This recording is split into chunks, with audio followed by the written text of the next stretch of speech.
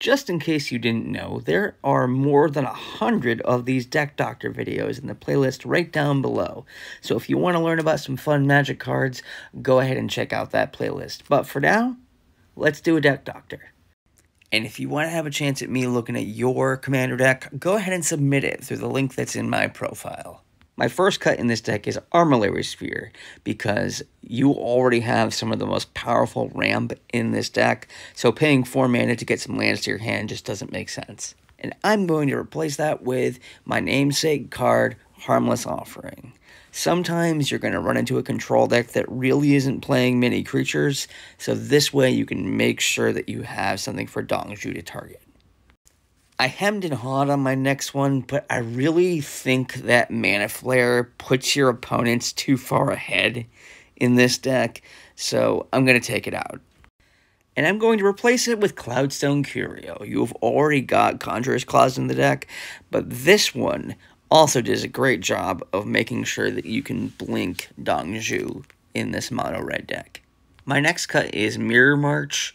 I understand what you're going for here, but in order to really make this work, you're going to want to add something like Krark's Thumb, and I don't think you have enough dice rolling or coin flipping in the deck to really have this make sense.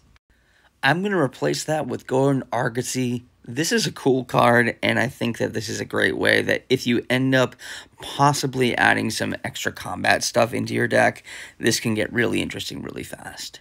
And my last cut is Cyanide Sanctum, because if you get into a position where you have exiled your commander under Cyanide, and then Cyanide gets destroyed by, like, some sort of artifact removal, you cannot get your commander back into the command zone because you have chosen to exile it from the game under this card.